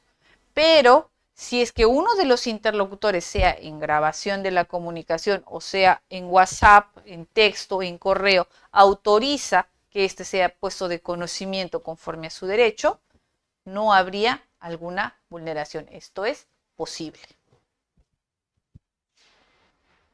Bien, doctora, acá nos dicen también, doctora, en el caso de una conversación con contenido y relevancia delictiva entre dos personas y este diálogo es grabado por uno de los interlocutores sin que la otra persona se dé cuenta, ¿sería prueba prohibida? No, no sería prueba prohibida. Estaríamos en el mismo escenario anterior, ¿sí? En el que uno de los interlocutores, quienes participa de la conversación, autoriza que esta conversación sea de conocimiento del Ministerio Público. En consecuencia, no estaría afectada como una vulneración a un derecho fundamental, porque el Código Civil establece la disposición de este solo para los interlocutores. Ahora, ustedes dirán, pero ¿qué pasa si están hablando de un hecho delictivo y yo, que estoy un tercero ahí, los grabo? Ahí sí entramos en problemas, porque la norma procesal, tanto civil como penal, establece solo respecto de los interlocutores. El tercero que está participando allí ya y grabando esa prueba sí ya entraría en escenario escabroso. Bien, doctora, aquí hay otra pregunta que nos dicen, muy importante. Nos dice, doctora, ¿hay problemas en la admisión de documentos no recabados en la investigación preparatoria y cómo se da? Lo que pasa es que la recopilación de información documental, cuando se trata de información, eh, entidades públicas o, por ejemplo, de información registral, siempre se prepondera de que sea el Ministerio Público que recopile las fuentes oficiales y demás de los documentos. Ahora, a veces son los investigados o a veces los denunciantes, los agraviados, quienes brindan las documentales. En este caso creo que hay que tener bastante criterio. Si bien se debe preponderar que el Ministerio Público recopile la información, eso será en la medida de que se pueda recopilar la información de fuentes, por ejemplo, institucionales, de fuentes fiables, una notaría, ¿no? Pero si se trata de documentos que están en resguardo de particulares y son ofrecidos por el investigado o por el agraviado, creo que en este caso sí resulta atendible, porque recuerden que el artículo, si no me equivoco, 187 o 184, que se refiere a la norma, a la documentación como medio de prueba, establece que el Ministerio Público puede solicitar al tenedor del documento la exhibición o entrega de este, y ante la negativa puede incautarlo. Pero, ¿qué más si es que este presenta un documento de connotación privada? Entonces sí podría incorporarse y tendría una validez. Por ejemplo, esto se suscita mucho en los delitos de usurpación. Entonces, personas que presentan un título. Y ustedes saben que los actos jurídicos, según nuestro Código Civil, la compraventa de un bien no es un acto ad solemnitatem, sino es un acto ad probation. ¿Esto qué quiere decir? Que bastará que se acredite en un contrato, me recuerdo mucho que decía mi profesora, en una media hoja de papel donde esté firmado por las partes para poder acreditar. Entonces, estos escenarios, de acuerdo al hecho, de acuerdo al delito, nos permiten sí poder aceptar información documental de las partes. Pero si las partes te ofrecen una información documental que puedes recopilar de otros medios, como instituciones públicas o privadas, como las notarías u otros estamentos administrativos, entonces en ese caso, sin duda, el fiscal admitirá tu documento posiblemente, pero va a requerir sacarlo de una fuente oficial. Bien, doctora, tenemos una mano levantada del colega Fidel. Colega Fidel, lo escuchamos. Doctora, muy buenas noches. Ponencia muy importante e ilustrativa. Doctora, para hacerle una pregunta, por favor, respecto a los procuradores que en las entidades públicas son puestos en conocimiento respecto a hechos con características o relevancia penal. En la denuncia que interponen estos funcionarios, ¿deberían considerar estas sospechas iniciales de repente para interponer la denuncia en el escrito de la denuncia penal? O asimismo, también podrían calificar ellos el derecho, yo creo que, perdón, el delito. Esa era la pregunta, autora. Y otra, por favor, respecto al informe policial, ¿no? En la investigación preliminar a cargo de la policía se realiza algunas diligencias. ¿Ya? Concluido ello, se remite el informe policial. Dentro del informe policial, por ejemplo, doctora, Uh -huh. ¿podría el policía incluir en su informe respecto a la cámara GESEL? En vista de que, bueno, la policía no participa, pero se ha llevado esta diligencia dentro de la investigación preliminar. ¿Debería incluir el policía en el informe policial, doctora? Son las dos preguntas. Muy agradecido por la respuesta, muy amable. Listo, colega, gracias por la pregunta. Los procuradores públicos, para los colegas que quizás desconozcan de este tema, son representantes que ejercen la defensa jurídica del Estado. Tenemos procuradores especializados que acuden en defensa de intereses del Estado como tráfico ilícito de drogas, lavado de activos, corrupción. Y tenemos procuradores de las entidades, como son las municipalidades, los gobiernos regionales, etcétera.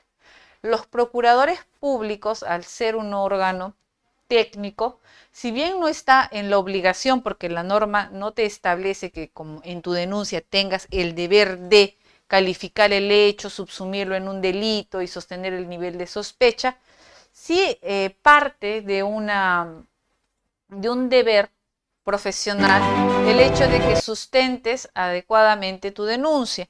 Porque recuerda, como defensor jurídico del Estado, tienes el conocimiento técnico para poder construir una adecuada denuncia. Esto no significa que si no la construyes adecuadamente o con los elementos mínimos, se vaya a archivar liminarmente, de ninguna forma. Porque la norma establece una amplitud para el conocimiento de la noticia criminal.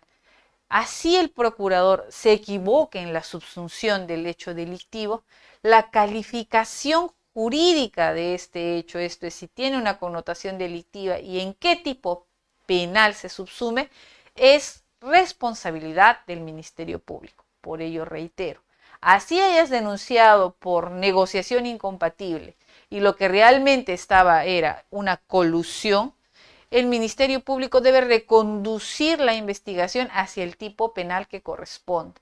De ninguna forma se aceptaría un criterio que como tú denunciaste este delito y no es, yo lo archivo pese que advierto que hay otro delito.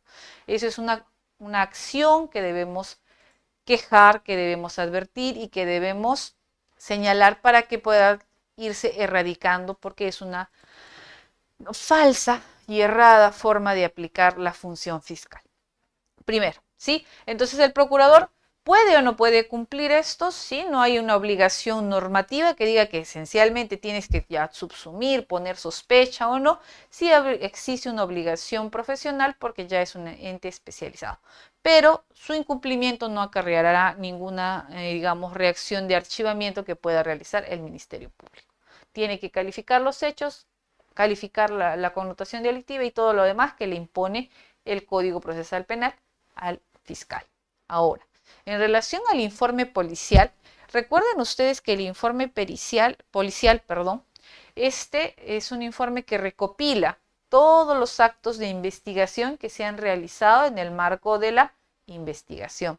Puede ser que la investigación se haya suscitado en el ámbito de sede policial, porque muchos fiscales disponen eso, ¿no?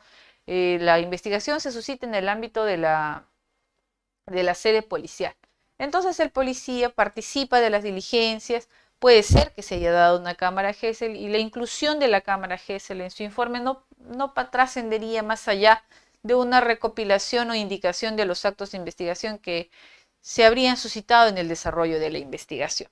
Recuerden ahora, queridos colegas, que el informe policial actualmente requiere de mayores exigencias. Con la modificación y el otorgamiento de la investigación en la conducción operativa que dice el legislador, le ha establecido responsabilidades, incluso le ha establecido la tarea de calificar el hecho en un tipo penal, pero ha dejado también la norma con claridad de que esta calificación no es vinculante. Esto quiere decir que el fiscal se vincula restrictivamente a lo que diga el policía y solo puede calificar o advertir en relación al tipo penal que haya informado el policía. De ninguna forma. El fiscal siempre tiene el control jurídico, es el que califica el hecho conforme a un delito que corresponde. Entonces, si bien el informe policial actualmente demanda un mayor esfuerzo en su estructura porque lo han reorganizado, narración fáctica, actos de investigación que se han realizado, subsunción típica, entonces, en esa medida, a la pregunta que daba el colega, la cámara Gesell puede aparecer como un informe simplemente de que en el marco de toda la investigación que se ha realizado respecto a este hecho, también se suscitó una cámara Gesell, lo que no significa que él lo haya ejecutado, ojo. Pero también, entonces, doctora, ¿y si no lo informo pasa algo? No pasa nada, porque efectivamente quien ha participado de una cámara Gesell es el Ministerio Público, ¿no? Ha estado ahí el fiscal y todo y demás, entonces esa información ya está, ya forma parte de la carpeta fiscal. Lo puedes incluir como un dato informativo que tienes conocimiento que se ha suscitado, pero si no, también no pasa nada porque de esto ya tiene conocimiento el Ministerio Público. Pues tu informe no vincula al Ministerio Público. El Ministerio Público puede tener en tu informe de que son solo estos hechos y que se han agotado todos los actos de investigación, pero ante su revisión puede decir, no, faltan actos de investigación, estos no son todos los hechos, este es el tipo penal, y cambiar y poder ampliar la investigación de otra forma, porque no ha perdido el fiscal el control de la decisión final del destino de la investigación, pues es el único que puede archivar o formalizar la investigación preparatoria. Bien, doctora, tenemos la última pregunta del colega Michel Galarza para poder finalizar la sesión del día de hoy. Doctora, buenas noches. ¿Se me escucha? Sí, te escucho, ¿Qué colega. tal, doctora? Bueno, Buenas gracias noches. por la ponencia. Doctora, quería hacerle dos preguntas. La primera es si para utilizar técnicas especiales de investigación, el fiscal necesariamente tiene que disponer el secreto de la investigación o podrían utilizar las técnicas especiales de investigación con solamente la reserva, ¿no? Que es común. Y mi otra pregunta sería, como es bien cierto, ¿no? El artículo 60, el fiscal puede actuar a través de la noticia policial, ¿no? Entonces, ¿cuál es su punto de vista cuando la noticia policial, los efectivos policiales utilizan informantes y confidentes y corroboran con algún medio periférico para iniciar una investigación, para que los efectivos policiales brindan la noticia policial? ¿Cuál es su punto de vista? Esas serían mis dos preguntas. Gracias. Muy buenas preguntas, querido colega. La investigación del delito con actos especiales de investigación tiene una connotación que se suscita esencialmente en ámbitos de criminalidad organizada. Ahora, si yo tengo una investigación preliminar contra Pepito, Juanito y Pablito, estratégicamente, si voy a realizar un acto especial de investigación como algún tipo de los agentes, no resulta estratégico que yo no declare en secreto este acto de investigación y lo ordene y lo realice de forma abierta y esto se tome en conocimiento que o se le está videovigilando, que hay un agente y demás. No resulta atinado.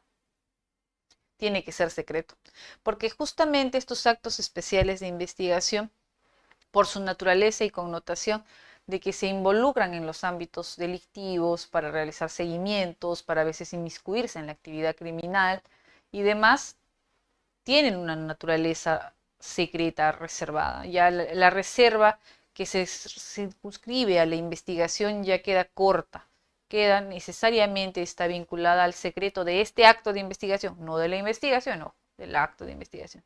Pero es distinto si yo tengo una carpeta contra los LQR, ¿no? Entonces tengo los que resultan responsables y estoy identificando, ¿no? Porque recuerden que en la mayoría de casos de tipos penales de organización criminal, se inicia contra los LQR. Entonces, y allí se disponen actos de investigación, se hacen pedidos al juez para que autorice algunos, etcétera, etcétera. Entonces ahí no me corro ningún riesgo, yo no tengo que declarar secreto nada, ¿no? Entonces, ¿por qué?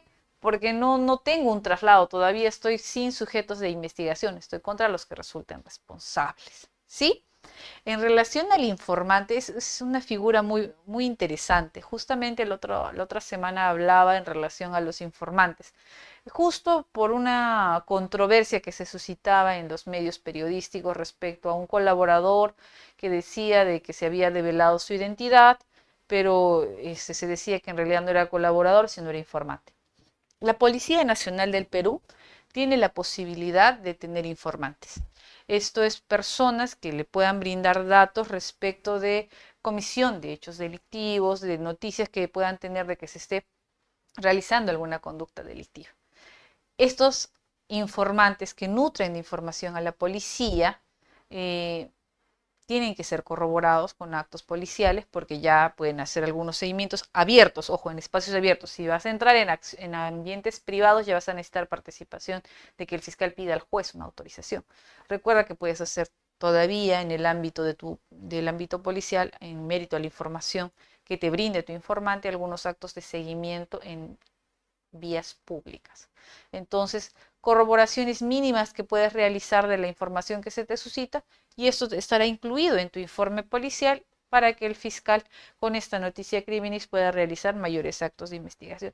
Recuerden que muchos de las investigaciones de criminalidad organizada provienen de informes policiales en los cuales se da cuenta de que un informante ha dado cuenta de un hecho de connotación delictiva, de una organización, de una banda que viene operando en determinado lugar y tenemos algunos datos que nos permiten continuar a nivel preliminar con la indagación de estos hechos. Entonces es muy bonita tu pregunta porque el informante, ojo, es completamente distinto del agente encubierto, el agente especial, que ya son técnicas especiales de investigación que requieren orden judicial. ¿Sí? Orden judicial, no, perdón, orden fiscal en algunos casos y para algunas intervenciones, orden fiscal, orden judicial. Listo.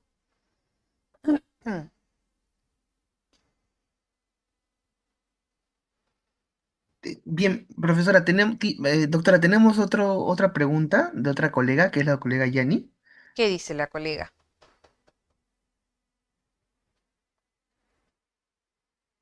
Buenas noches, doctora. Muchas gracias por la ponencia, muy interesante. Doctora, yo quería hacer la consulta. ¿En qué momento de las etapas se puede construir un abogado defensor como parte civil? Ya. ¿Parte civil o actor civil? Colega, actor civil, tercero civil, la parte civil es una categoría del Código de Procedimientos, ¿ya? Ahora actualmente se llama actor civil y el actor civil se puede constituir en la investigación preparatoria, ¿sí? Al tercero civilmente responsable, que es otro, ese más bien lo incluye la Fiscalía. Pero si tú estás defendiendo a un agraviado, que es lo que entiendo, porque la parte civil era una figura del Código de Procedimientos, una vez que se formaliza la investigación preparatoria, puedes constituirte en actor civil. Pero ojo, solo podrás constituirte en actor civil hasta antes que se emita la disposición de conclusión de la investigación preparatoria. Si tú, habiendo conocido la formalización de investigación preparatoria, no te has constituido en actor civil y ya se emitió la conclusión, no te vas a poder constituir en actor civil. Simplemente te va a quedar como defensa del agraviado participar de las audiencias y oponerte a las decisiones que archiven de plano la causa. Solo te va a quedar eso. ¿Por qué? Porque si hay, por ejemplo, ante una acusación, como actor civil ya no vas a hacer, si no estás constituido, no vas a poder absolver el traslado de la acusación, presentar tus pruebas, etc. Porque si no hay constitución de actor civil, la acción civil es asumida por el Ministerio Público. Entonces, tienes un tiempo, formalizada la investigación preparatoria y hasta antes que se emita la disposición de conclusión. Ese es el tiempo para que te constituyas en actor civil. Bien, doctora, no habiendo más preguntas, hemos acabado la sesión del día de hoy, una clase muy interesante, como siempre se viene resaltando por parte de Juris.p y por parte de su persona. Desearle los mejores éxitos y parabienes en su vida profesional y esperamos poder contar con su participación en próximos eventos que su casa, Juris.p, viene realizando. Palabras finales, por favor, doctora Noelia Mengoa. Muchas gracias, querido colega, a los colegas que se han conectado y las preguntas que han realizado. Siempre distinguen al público de Juris.p, un público inquieto, preparado, que siempre demanda un nivel de respuesta para quienes tenemos el valor de presentarnos al frente de la disertación. Espero volvernos a conectar en otro de los cursos que se dicte en el Diplomado de Derecho Procesal Penal y Litigación Oral. Quédense ustedes con la seguridad de que Juris.p siempre les va a ofrecer una gran y eficiencia en lo que son cada uno de los cursos que desarrolla. Nos vemos, nos estamos conectando en otra oportunidad. Buenas noches. Buenas noches, doctora. Bien, doctores, eso ha sido la clase con la doctora Noelia Mengoa Quispe, una clase muy interesante. De la misma forma, ustedes se van a poder orientar dentro de las sesiones de Juris.p y toda la información la pueden encontrar en 900-977-645. Les agradezco la atención prestada, nos encontramos en una próxima edición, cuídense mucho y que tengan también un buen fin de semana, ya casi dentro de las sesiones académicas de Juris.p. Buenas noches, doctores.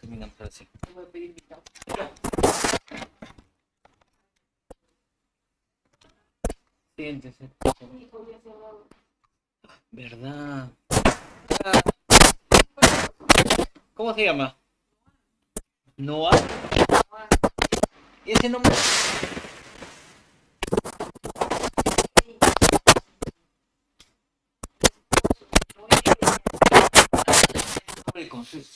¿En sí no existe Noah? ¿O sí? Lo que existe es no.